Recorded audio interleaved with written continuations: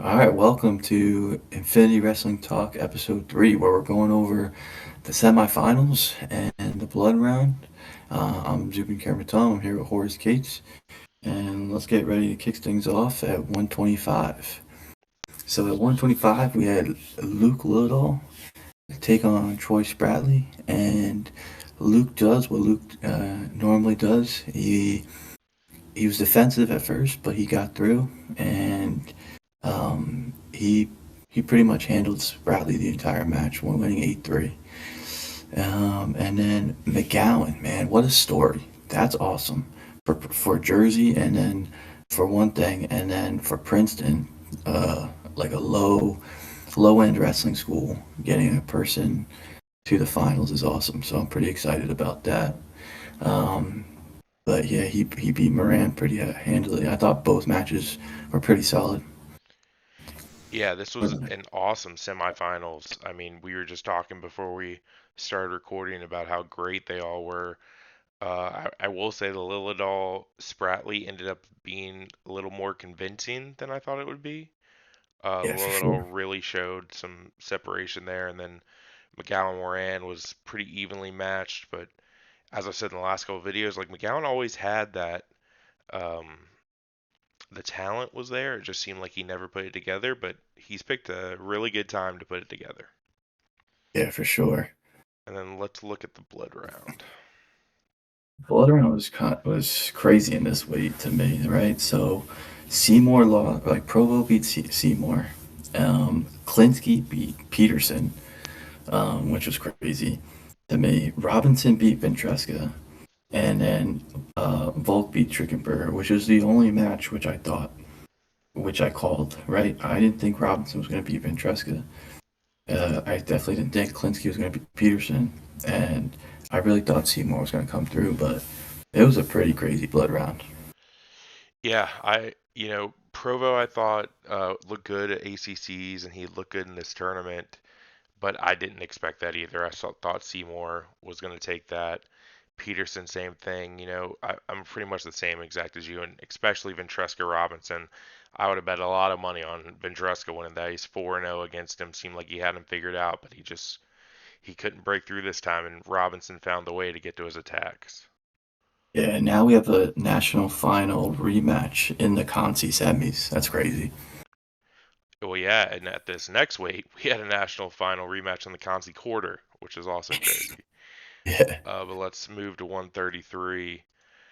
So 133, I was hoping. I think everyone was looking forward to this match, Forrest and Seidel.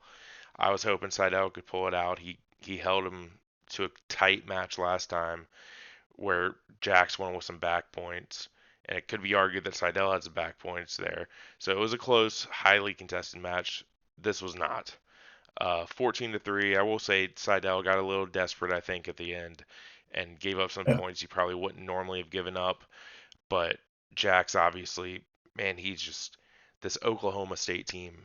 They are so good. Four freshmen in the finals, and they just get better and better every match. I mean, you see, again, Jax beaten by 1 point last time, he beats him by 11 here.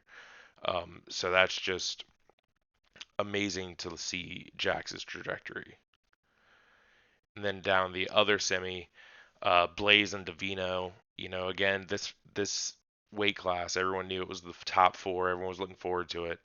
And Davino and Blaze, obviously a very different match than Jackson Seidel. yeah. Blaze just holds good position, and Davino was the aggressor for most of the time. He just couldn't break through. It looked like he had a takedown in sudden victory, didn't give it to him. It was crazy ending to the match, but he ends up pulling it out in tiebreakers, so sets up a final with Forrest and Davino, which should be a barn burner tomorrow. Yeah, for sure. Yeah, Forrest was awesome. It was better than I expected that he was going to do. I thought it was going to be much closer. And then, I mean, I was texting you during the Davino match, and I was just like, man, if this goes that way, the crowd's going to go nuts. But Davino ended up pulling out. I'm happy for him. I think he deserved that win too. Yes, absolutely. Looking at the blood round here, We had Larkin Knox, which honestly went the other way from what I thought. I thought it would be a crazy match, and if you guys didn't see that, you should go watch it. There was a lot of scrambling back and forth. Of course, they're both known for their scrambling ability. Vandy got it out of a tight one against Baker.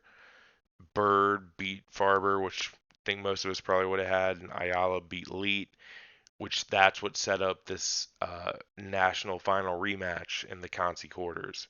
So it was just all these console or these blood round matches were great. This tournament has been just amazing so far. Yeah, it's crazy. It's crazy that the national title, our returning champ, is going for seventh. Yeah. Like, and it's not because he's not good. Yes, absolutely. It's just because the influx of talent in this weight has been insane. But let's move to 141. At 141, um, Jesse Mendez. Um, a great match. Definitely showed his championship pedigree, right? Stanich wrestled him awesome, in my opinion. Kept it close, was going after him, and it was cutting him off on his ties. And but Mendes does what he does, and he got the victory and sudden victory, and he hit it beautiful, beautiful knee pick. And then Vega, right? We were texting during that match, and the fact that Vega never gets taken down is ridiculous. He got reversed, but he still hasn't gotten taken down in his career in college yet, which just shows you how good he is. And this match tomorrow should be really interesting. So I mean, it's going to be a great match tomorrow. Yeah, these were two, but just both great semis. I think Stanich kept it closer than a lot of people thought he would. And then honestly, this Hardy Vega match, we'd seen that twice already this year, and both times were convincing wins for Vega. So Hardy kept that close. But Vega just finds a way all the time. He's got some magic. Another one of those Oklahoma State freshmen. I don't know if he's got enough magic for Mendez, but we'll see tomorrow. Yeah. Let's look at the blood round. Yeah, so we go to blood round. Enchimendia gets the injury default against Griffin. Composto against Von Bar, right? We talked about that match. I thought Composto was going to get it. Henson, Bailey. That was kind of surprising. I really thought Bailey was wrestling really well this tournament, but didn't have enough, and he doesn't get the All American. And then Cornella losing by fall. I didn't watch that match. I was watching the semifinals. I don't know if was it close. Did you end up seeing that match at all? I didn't see that match. I was watching, trying to see the mat cast, but it was hard when the finals are going on to keep an eye. But no, actually, I just pulled up this match. It was 12-3 at the time of the Y- fall. Yeah, that's why I just saw that too, and that's awesome. I mean, hoorah for Air Force, right? So I'm happy that they got somebody on the podium. That's awesome. Yeah, we have And two Service Academy All-Americans this year. yeah, that's awesome. Um, but yeah, he's gonna wrestle. Nog's gonna wrestle Stanish tomorrow, and Etchemendy is going against Hardy. I think both those matches are going to be good. Yeah, Saturday at the tournament always has a ton of great matches. All the placement matches honestly could be finals most of the time. Let's Yeah. move to 49. Um, the semis, we talked about Van Ness's curse, always losing in the big match. He decided that that was not going to happen today. So he went out there and just took it to Lamer, which we thought he would. I don't know if we thought he'd tech him, but he really handled his business, advanced to the finals. On the other side, we had another freshman, Valencia from Stanford, against McNeil. I thought McNeil would be able to pull that out with his savviness. He's really tricky, but Valencia was able to work through his tricks. He kept getting to his legs, kept working through everything to get his clean finishes, and he ends up winning that 9-5. So sets up a match with Van Ness for him tomorrow. Yeah, Vanessa was a monster. He wasn't going to let anything stop him. I think he has a national championship on his mind. He's going to get it. But yeah, Valencia was a good match, like you said. I thought it was going to go McNeil's way, but Valencia handled business. I was pretty impressed, and kudos to Chris Ayers and the Stanford wrestling program.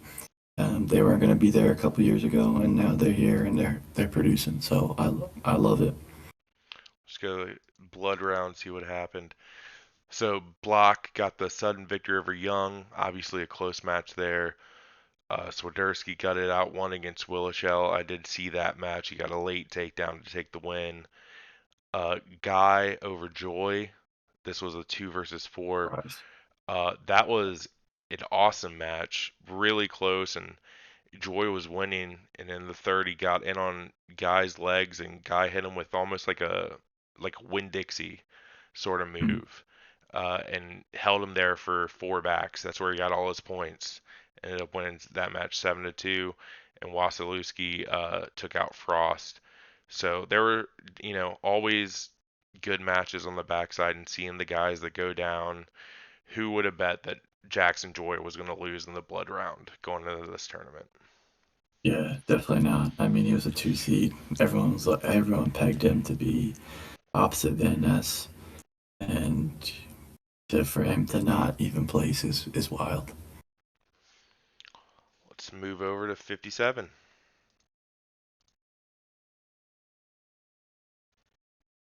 57.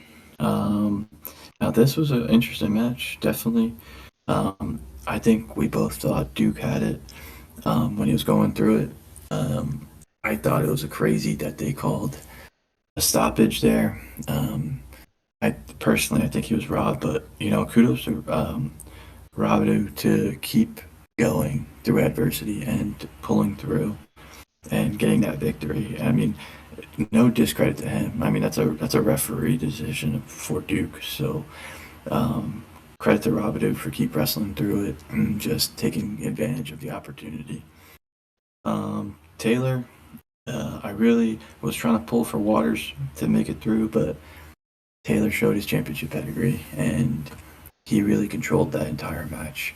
There were some moments where he was in some funky situations, but he showed how good he was defensively. He's a very stingy wrestler, and I think he's got that match tomorrow is a rematch of the national duels, and I think and then Taylor beat him off. I mean, yeah, Taylor beat him in the season, right?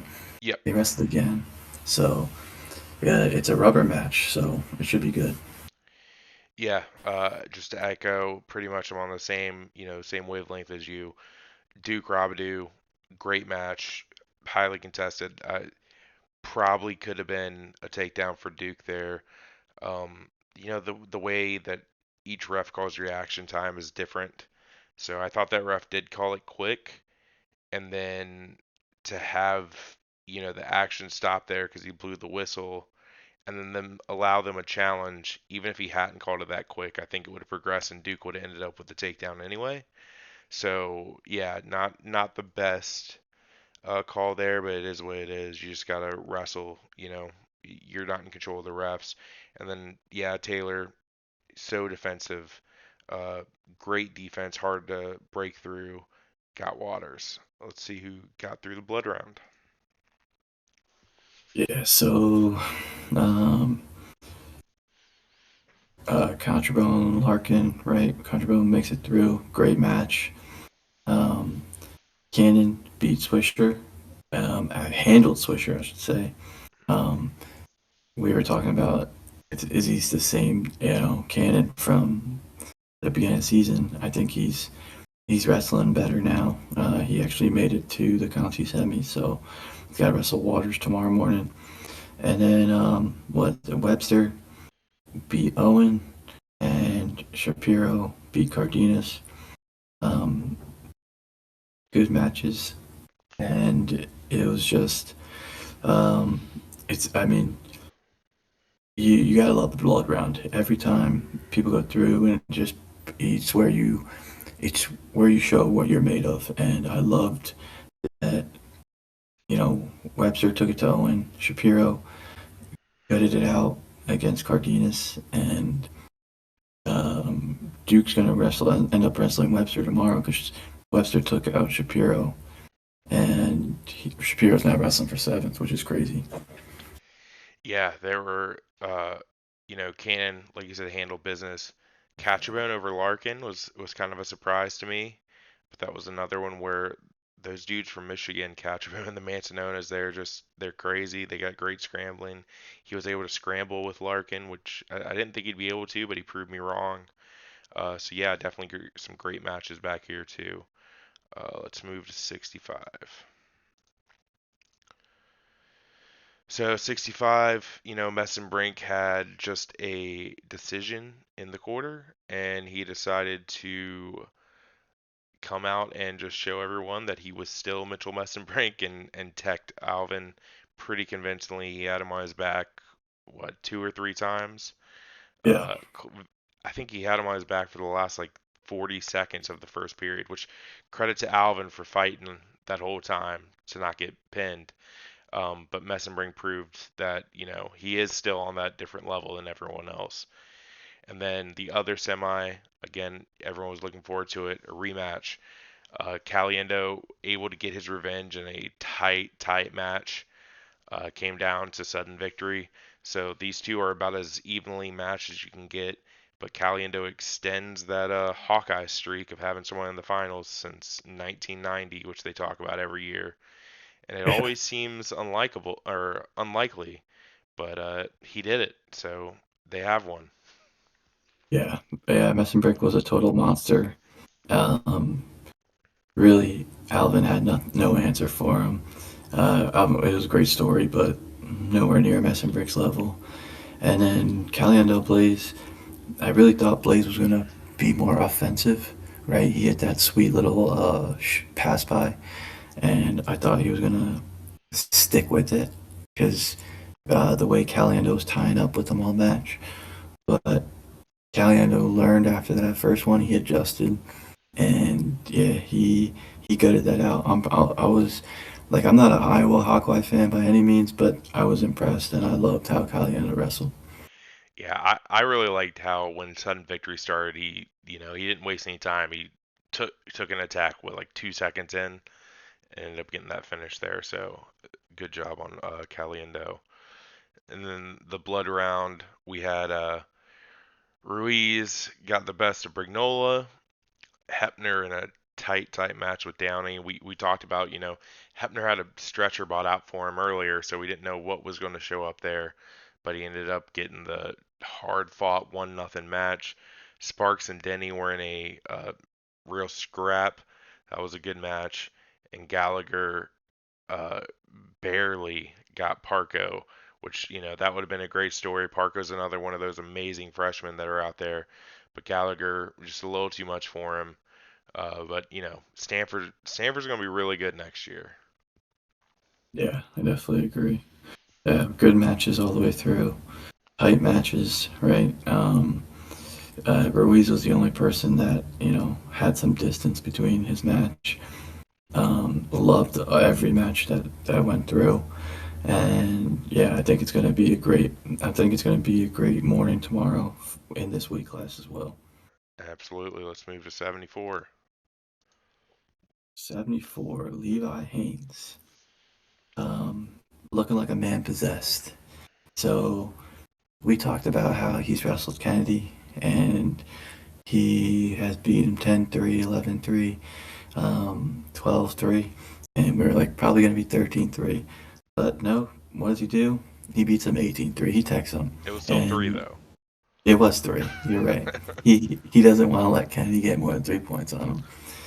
To do that in the semifinals against a proven wrestler like Kennedy, right? He's not like he's just some lucky guy that got there. He's a hard nosed, gritty wrestler, and Haynes put it on him, and he was on a mission. So I love that match for him. Minto um, shut down Steed. Everyone was, we talked about how Steed could put throwing cradles, but Minto kept great position, controlled the match from pretty much the get go, in my opinion. and he looked good. And um, everyone's looking forward to this match, a Big Ten final rematch. So it's going to be a good one tomorrow. Yeah, Haynes definitely showed, he's on another level. That dismantling of Kennedy was something special.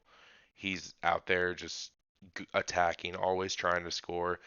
That's my favorite part of a lot of these Penn State guys until we get to the next week. But most of the Penn State guys, they just look to score nonstop, leads to awesome scores like this. And Mentos Steed, I think both of these semis went about the way we expected. Figured Mentos Steed might be a little closer. That's just kind of the way Minto wrestles, but he was able to control, get to his ties, his attack, and yeah, it's gonna should be a barn burner in the finals tomorrow. See who made it Yeah, out of the blood round. yeah, Bloodhound's good. Karchla beating out Ruiz, knocking out the two seeds. Man, two seeds haven't been doing good in this tournament, right? So, Or fours. yeah, or fours, you're right. Mantanona from Michigan beating out Singleton. Um, and then Wask, right? He pulled it out and um, pulled it out twice to make it to the Conti semis, which is awesome. And then Gaitan over Kelly. Um, I mean, I'm super happy for Wask, Kerry Cola in the Navy program, getting a high placer again. And then I mean, it's going to be Steve Karchla in the morning tomorrow against, and then Wask and Kennedy. So good matches there. And I'm happy for Mantanona, right? Getting into All American. I think he definitely deserves it. And so it's exciting. I think all these matches, I mean, it's like on repeat. But I mean, every one of these matches are awesome. Oh yeah, absolutely. One, there, like I said, I was trying to watch Maccass and keep an eye on all. It's really hard to, but I kept an eye on some of these matches. Manzanona Singleton was great. They were just going after it. And then the craziest thing about the Conti semi with Wasp down here in Gaitan, Gaitan was up 7-0 after the first. Or early in the second. I think he had a takedown and three backs in the first. Then he rode him out. Actually, Wask was kind of just couldn't do anything. Got hit with stalling, and then Gaitan went down and got out. And then it was almost like he was up 11-0. Wask just stormed back and came out with the win. Yeah, yeah, that's crazy. I mean, I mean, it's just yeah, anything can happen, right? That's why you wrestle for 7 minutes in college. So I love the fact that he came back and Navy's in the Conti semis. Absolutely. Let's move on to 84. So 84, Welsh, like we said, Welsh is if you want a guy that's going to win close matches and you can count on him to win those matches, he's who you want. And same thing here again. He gets the takedown, and once Welsh gets one takedown, that's usually enough. So he got the takedown. He just holds a really good position. Mantanona was trying to break through, but he just couldn't find his opportunities that he needed. Ends up dropping a close one to Welsh. But good on Mantanona for making it to the semis. And the other one, McAnally and Ferrari. Everyone, of course, was talking about this side of the bracket. Ferrari had a close one with Sinclair setting up this match with McAnally, and it goes to riding time. So obviously these two guys are about as close as you can get. I think it was just a few seconds of riding time, if I remember right. It wasn't, Yeah, it was like yeah, four it seconds, right? wasn't anything crazy. So um, McAnally just in the first ride out when he had the restart with like 5 seconds left. He had a really nice short sit, sealed off, and got away super quick. Ended up being the difference in that match. So great match, and McAnally Welsh should be a really fun match tomorrow. Yeah, for sure. I mean, you know what's funny? We were talking about all this stuff, in the in the second video or second podcast, and JB or Jordan Burroughs were saying the exact same things that we were saying about how if you want to win, you put Welsh in, and so He's just a hard, gritty wrestler. So yeah, I totally agree. Love the McAnally win. I'm excited for McAnally Walsh. Our Welsh, it's a Big Ten final. It's a rematch. I think if McAnally wrestles his match, it could be his national title tomorrow. Yeah. Hey, anytime that we can get compared to JB in terms of wrestling, I'll take it. Yeah, for sure. My double leg's not quite as good as his. And then in the And, blood round, we had Campos Soldano. This was a crazy match. They had a couple of reviews. They couldn't figure out who scored what, which makes sense because Soldano is just crazy like that. He fell just short. Campos makes it through. Of course, Allred. I actually went back and watched the video. He really messed up his leg in that match. He screamed out in pain. And I saw some people saying they heard like pops when it mm, happened earlier against so it made sense that Ryder, that he wasn't going to come out and wrestle like we had thought in that video. Ryder gets the through on the bracket there. Conway Sinclair, again, this is a 2 and a 4. People had said Conway didn't really deserve the 4, but honestly, he kept it pretty close with Sinclair. yeah, Sinclair usually crushes people that aren't named Ferrari, McAnally, or Welsh, and Conway was right there with them too. It was a one takedown match, so pretty good showing from Conway. And then Rogers, Nietenbach on the other side. I didn't see this one, but 2 point match. So most of the time, once you get to the blood rounds, usually they're going to be a takedown match. So that's what we had here. yeah, for sure. I mean, you're expecting close matches, and we had close matches in every blood round match for this weight class. It was really nice. I was sad for Saldano. He's a Jersey guy, but you know you live and die by the sword, right? When you wrestle the way he does, you get put in funky positions, and he lost a tight one, some victory. Sinclair, he's all the way into the Conci semis now. Had no doubt. But and he's wrestling Mantanona, which I think is going to be an interesting match tomorrow. Yeah, absolutely. Let's move to 97. 97. The only man in the NCAA's who has a 100% bonus rate, Josh Barr. He didn't text somebody, so surprising there. But I mean, not really. I mean, he was in control the whole match. Um, Novak in the beginning did seem like he was trying to do stuff. He had an early reversal, but then Josh Barr does what Josh Barr does and just puts on the pressure and just puts it to him. And it was an amazing match. Loved watching how good his motor is. It's awesome.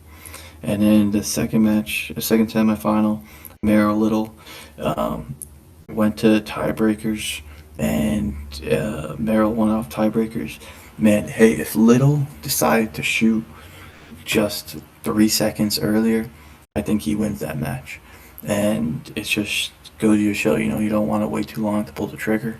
But Merrill just proves a point that this is a freshman year, another freshman in the finals, one of the four of Oklahoma State, and I'm super excited for him. I don't think he's going to do much against Barr, but you never know. But I'm excited that Oklahoma State has a young team and they're just looking to get better. Yeah, these were great matches. When Barr first came to college, I don't know if you remember, but when we talked, I was always so high on Barr, and then he kind of underperformed until I didn't pick him last year to make the finals, and he did. Yeah, And yeah, I've been a little, I've been quiet on him, but you know what? I'm back all in on Barr. I think he's proven that even with me cursing him, he's going to be just fine. So I love the way he wrestles. He just never stops, and they said, like I said, I was watching Mattcast, and Mike McMullen said on there that tech falls can all be kind of different, and he would hate to be on the end of a Josh Barr tech fall because there just is no let up, and it's yeah. just constant pressure, and it just must be excruciating to be on the other end of it. Merrill and Little, great match. I thought Little was going to take it honestly, but again, that Oklahoma State team, they're building something special over there. They uh they knew what they were doing when they went after David Taylor. Obviously, David Taylor, one of the greats, and he's showing that he's just as good at coaching as he is at wrestling. So yeah, Merrill. I also don't think he'll get give Barr much of anything, but hey, crazier things have happened. Yeah. Let's look at the So blood round. if we jump over the blood round, I think we talked about this. Hawks had an amazing run on the first day, and he kind of just, yeah, I think the magic kind of just wore it off. So he could lose to John in tiebreakers. It was a close match, but still, John pulled it out. Posada beat Giog.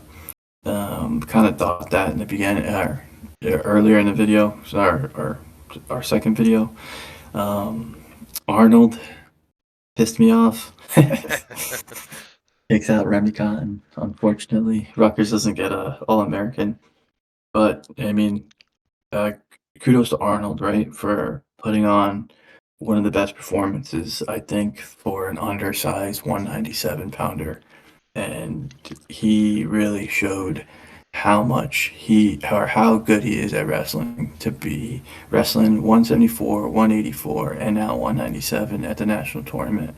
And going from all the way from losing his first match to taking or wrestling for seventh is pretty impressive. And then McDaniel beat who did he beat? Real from Brown, right? So Yep. yeah. So I mean, it's gonna end McDaniel's all the way into the Conti semis. He picked off Arnold, but it was a great. It's kind of how we expected it to go. Um, well, how you expected to go, with the exception of Arnold for me. Yeah, it's a good story. Arnold is just a good story that he kind of he doesn't ever really get blown out. He wrestles wherever the team needs him. They need him at 97. Um, and so he just said, "Okay, I'll wrestle 97." And like you say, loses first round. And he wrestles all the way back to seventh, where he'll meet John, who also lost first round and wrestled all the way back to seventh. So both of those guys with gutsy performances. Yeah, for sure. Then we move on to heavy. So heavy, this semi up here, we've said in the couple videos before, or I've said I was pretty high on Ferrari, and he was putting together some good matches. Uh, Not against Bastida. Bastida just looked like he was 2 times as big as Ferrari. Looks like he deadlifted at least 500 pounds more than Ferrari does, and he just kind of tossed him around in the first period, threw him to his back twice. Um, and then he really, he also showed off he was quick. He kept up with Ferrari's speed, and then at one point in the second, Ferrari was in deep on that shot, and he hit a full split. He hit the split on Ferrari like Ferrari does to these other heavyweights. So not only was Bastida, huge compared to Ferrari, but he could also compete with his athleticism. So he really showed why he's deserving of that one seed. And the other one, Trumbull Gadiali, close match. They're going back and forth, some crazy stuff at the end. Although I will say, I think my favorite part of that match was them trying to interview Pat Pop in the middle of the whole Yeah, controversy, ask him questions, and he obviously didn't want to talk. Um, Sometimes I think the way they do interviews at wrestling tournaments is really funny. And that was one of those times. But yeah, Trumbull ends up getting the win there. After the review, they upheld the call on the mat. So 1 and 2 seed to the finals. yeah. So yeah, I totally agree. It was a crazy match.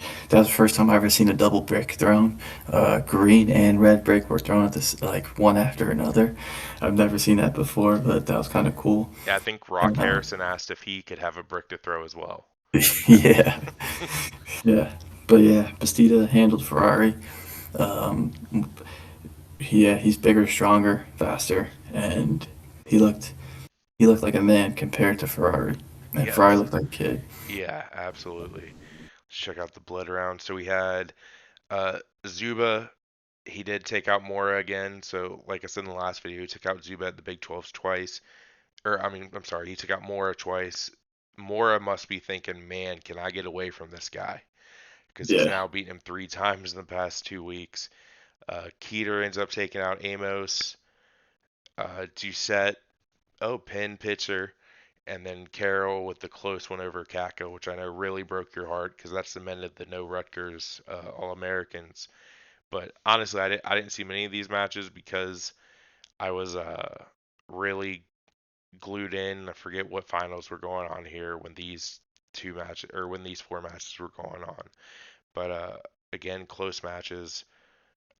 Doucette, actually, Doucette pitcher was only 1-0 when he pinned him. So it was a close match up until the fall. So, you know, it's always a hard timing now the blood round, and especially when I was watching the Matcast, you see the guys that All American, they're so happy, and then watching the guys that lose, it's just it's gut wrenching, honestly. Yeah, for sure. I mean, Zuba definitely looked good against Mora. I caught that on I caught that on the Mic Madcast, off. and then what was funny was like I was really thinking after Robinson beat Ventresca, I was like, oh man, the curse is still alive, and but it didn't hold true for heavyweight.